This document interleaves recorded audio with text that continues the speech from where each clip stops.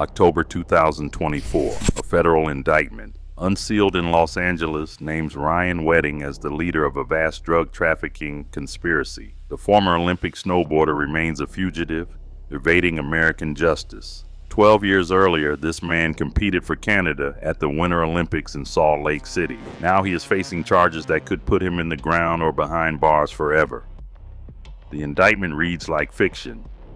Conspiracy to distribute massive quantities of cocaine, well over the statutory threshold of 5 kilograms that triggers the most severe federal penalties. Operation of a continuing criminal enterprise, 3 murders ordered from a laptop, plus an attempted murder. The Department of Justice calls it one of the largest cartel-affiliated drug trafficking operations ever prosecuted against a Canadian national. The man who once chased gold medals spent the last decade chasing something else entirely. A billion-dollar drug trafficking operation moving 60 tons of cocaine annually, a network spanning 2 countries. Bodies dropped in a Caledon, Ontario home, and when the heat came, he vanished. Ryan James Wedding was born on September 14, 1981 in Thunder Bay, Ontario. His childhood was steeped in snow sports. His maternal grandparents owned the Mount Baldy ski resort in Thunder Bay. His uncle was the director of a ski school and coach of the Canadian women's national alpine ski team. His father was an engineer and former competitive skier who, when Ryan was 12 years old, moved his family to the greater Vancouver suburb of Coquitlam, British Columbia. That is where Ryan began his snowboarding career. By the time he was 15, the kid was competing nationally. By 17, he was ranked among the top giant slalom riders in the country. The sport was still young, still raw, still finding its way into the mainstream. Wedding grew up with it. He had the build for it.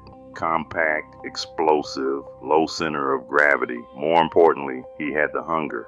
The Canadian national team noticed. They brought him into the pipeline, the training camps, the international competitions, the whole apparatus designed to manufacture Olympic athletes.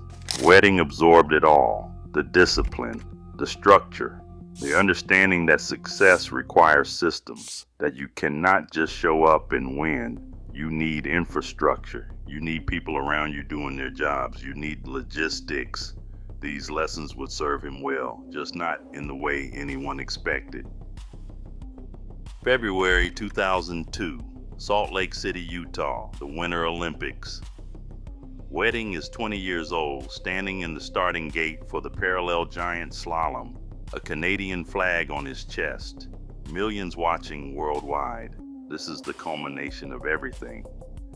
Every early morning training session, every sacrifice, every frozen muscle, every wipeout that taught him how to get back up. He does not medal. He finishes 24th. For most athletes, that would be the story. A respectable showing at the world's biggest stage, a foundation to build on for the next games in Turin. But something shifts in Wedding after Salt Lake. The competitive fire starts cooling. Maybe he realizes he will never be the best. Maybe the grind stops feeling worth it. Maybe he simply discovers that the money in professional snowboarding cannot match his ambitions. Whatever the reason, Ryan Wedding begins drifting away from the sport that defined him. After the 2002 Winter Olympics, Wedding moved back to Vancouver and attended Simon Fraser University. He developed an interest in B-building and started working as a bouncer. Most ex-athletes struggle with this transition. The structure disappears. The purpose evaporates. Some become coaches. Some become commentators. Some spiral into depression. Wedding found a different solution. He found cocaine. The timeline gets murky here because Wedding did not start at the top. Nobody does.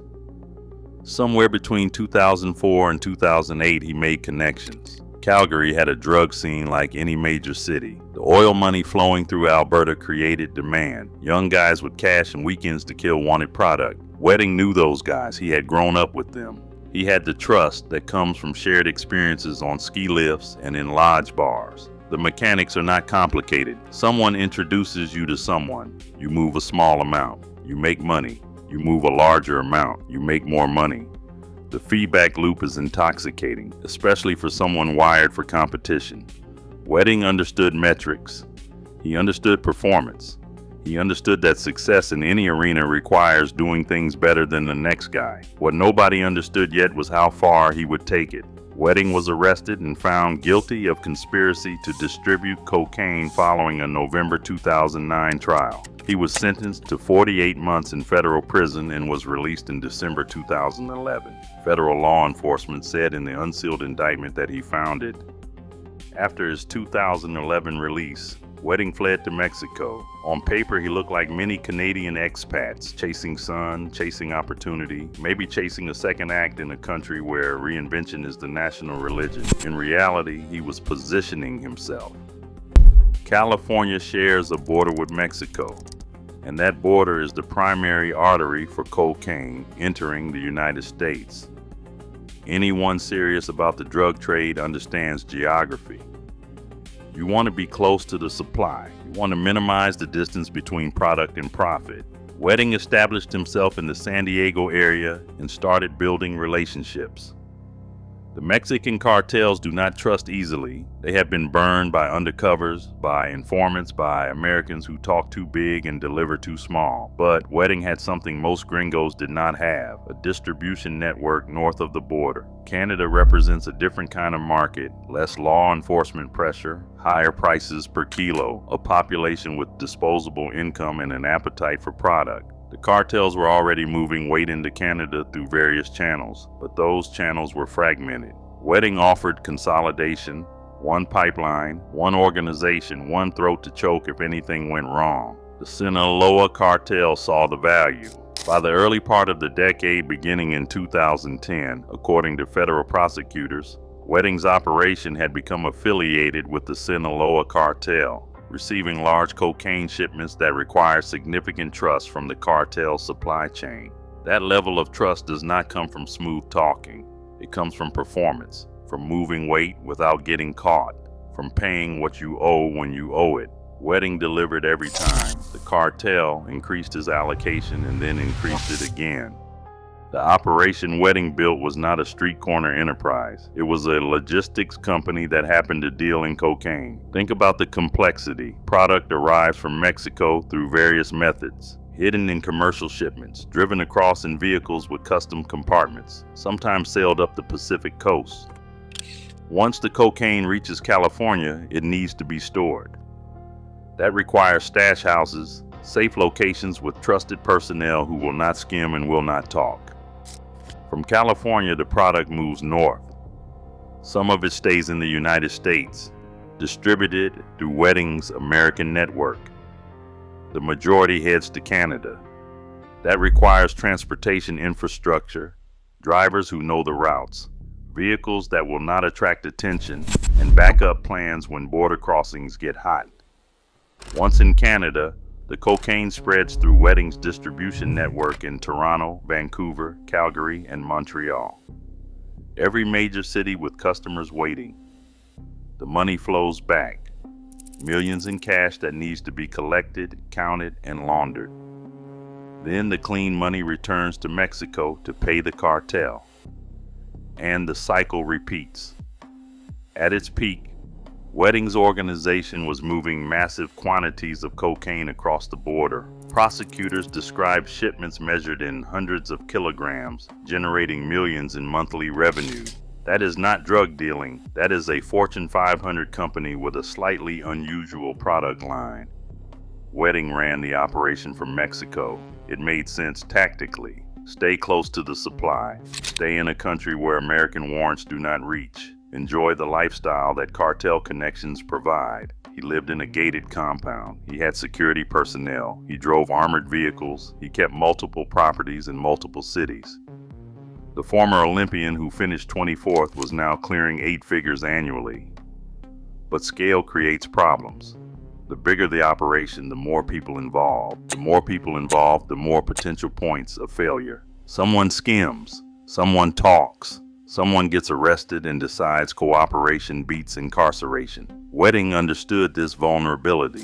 His solution was simple. Anyone who threatened the operation died. The violence started before 2024, but the bodies that made headlines came in 2023 and 2024. On November 20th, 2023, a married couple, Jagtar Sidhu, 57, and Harbhajan Sidhu, 55, were found dead in Caledon, Ontario, Canada. They were connected to Wedding's organization. The nature of that connection remains partially sealed in court documents, but prosecutors allege they had become a liability in retaliation for a stolen drug shipment. Wedding and Clark allegedly directed the murders. The assassin crew broke into the house the family was renting and fatally shot the two victims. The couple's daughter was shot multiple times but survived. In May 2024, Mohammed Zafar, 39, was killed. In April 2024, Randy Fader, 29, was murdered, a killing linked to Wedding's co-leader Andrew Clark.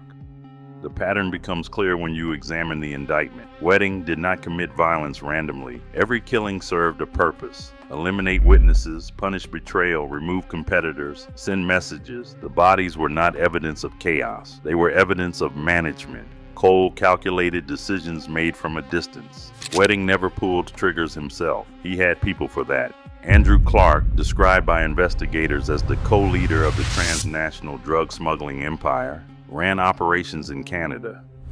Other named co-conspirators include Hardeep Rate and Gurpreet Singh for transportation, and Malik Damian Cunningham, an alleged hitman. Multiple cells operated semi-independently, each with their own responsibilities and their own enforcers. The structure mirrored legitimate business, chain of command, specialization of labor, accountability metrics. Wedding had learned from the cartels, and the cartels had learned from corporations. The violence was simply a human resources function. Termination with extreme prejudice. 2024 proved to be the year everything collapsed. The DEA had been watching for years. Building cases is slow work. You need wiretaps approved by judges. You need informants cultivated over months. You need evidence that will hold up in court. The investigation into Wedding's organization was a multi-agency effort. American DEA, Canadian RCMP, and Mexican federal authorities, everyone coordinating, which is harder than it sounds. Different legal systems, different priorities, different bureaucracies with different budgets and different election cycles. But by fall 2024, they had enough. On October 17, 2024, the indictment dropped. Ryan James Wedding was named as the leader of a continuing criminal enterprise. 16 co-defendants, including Andrew Clark. 3 murders and 1 attempted murder attributed to the organization. Tens of millions in drug proceeds.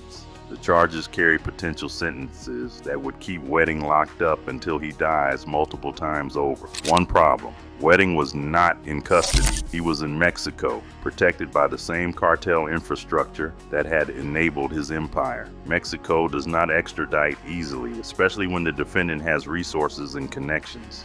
Wedding had both. He also had preparation. People at his level always have exit strategies, false identities, hidden cash, properties in countries without extradition treaties. The question was whether Wedding would run or fight. For months, Wedding remained a fugitive.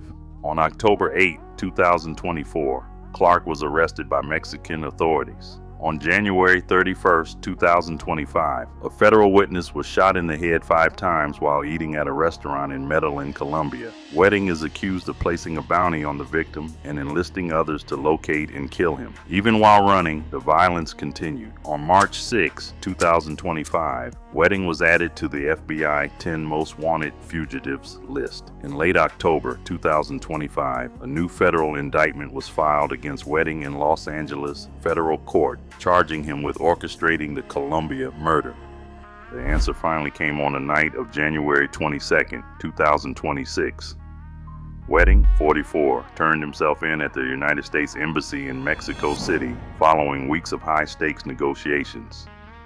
Wedding was on a plane that arrived Friday morning at Ontario International Airport, about 40 miles east of Los Angeles, and was expected to be transferred to a federal detention center in Southern California. He is expected to first appear in United States federal court on Monday, January 26, 2026. Maybe he was tired. Maybe he knew that running only prolongs the inevitable. Maybe the cartel decided he had become more liability than asset and withdrew their protection. In the American system, he will face trial in the Central District of California. Same prosecutors who know how to build airtight cases against cartel-connected defendants. Same judges who hand down life sentences without blinking. Wedding is now in United States custody awaiting trial. So far, authorities have arrested 36 people for their alleged role in the criminal organization. The evidence is overwhelming. Co-defendants are already cooperating, trading testimony for reduced sentences. The recordings exist. The financial trail exists. The bodies exist. This is not a case that hinges on reasonable doubt. This is a case that hinges on how many life sentences stack up. Consider the trajectory.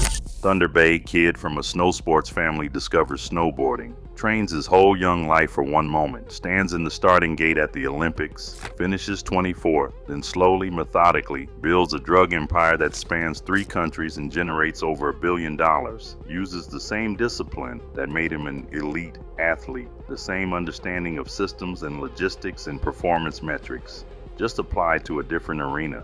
An arena where the competition ends with bullets and the penalties are measured in decades. Wedding is 44 years old now. If convicted on all counts, he will likely die in federal custody, potentially in a maximum security facility, spending decades in conditions far removed from the mountains he once called home. The same man who once represented his country on the world's biggest stage will be reduced to an inmate number in a cell assignment. That is how a gold medal dream becomes a federal indictment.